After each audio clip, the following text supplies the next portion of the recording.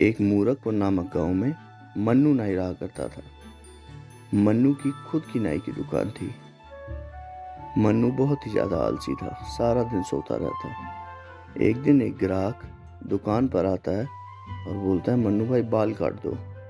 मन्नू कहता है, अभी मैं बिजी हूँ, बाद में आना। ग्राहक कहता है, तुम तो सो रहे हो, बिजी कहाँ से हो?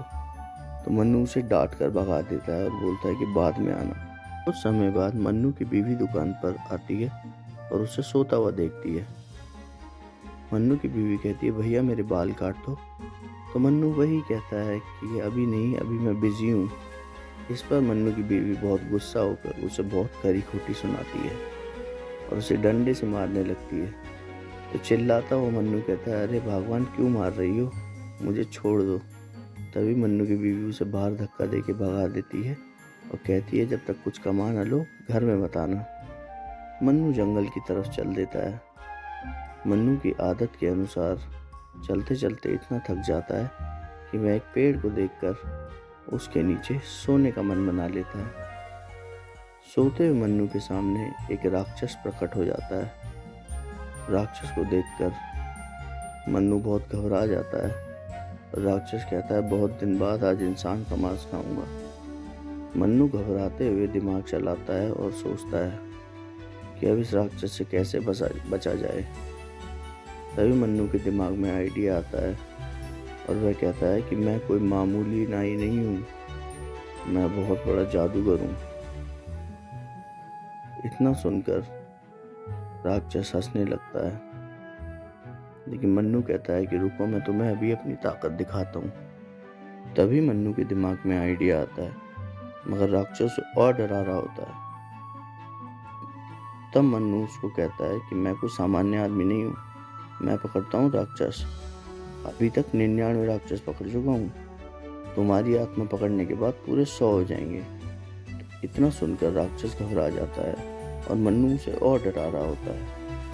तभी मन्नू कहता है कि अब तो मुझे 100 राक्षस मिल जाएंगे तुझे पकड़ते के साथ ही। मन्नू अपनी जेब से शीशा निकालता है और शीशे में राक्षस को उसी की फोटो दिखाता है। राक्षस खुद को शीशे में देखने के बाद बेचारा घबरा जाता है।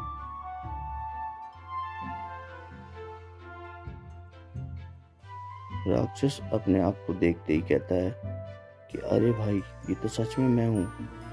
राक्षस घबरा कर गिड़गिड़ाकर मन्नू से माफी मांगने लगता है कि भाई मुझे माफ कर दो, आज के बाद मैं किसी इंसान को नहीं पकड़ूंगा। तभी मन्नू कहता है कि तेरी आत्मा पकड़ के मैं पंडित को दूंगा, वो मुझे 500 मोहरे देगा सोने की।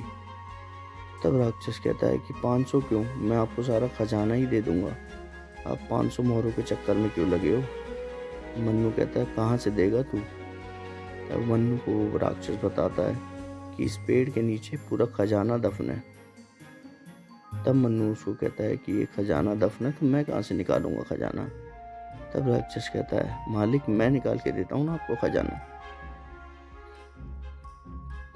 इतना सुनकर मन्नू खुश हो जाता है और राक्षस खजाना निकाल देता है पेड़ के नीचे से। राक्षस कहता है, लो मालिक अपना खजाना।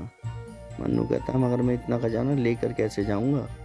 राक्षस कहता है, मैं छोड़ूंगा ना मालिक खजाना आपके घर। खजाना उठाकर मन्नू को अपनी पीठ पर बिठाकर राक्षस उसके घर की तरफ जाने लगता है। राक्षस के घर पहुंचते ही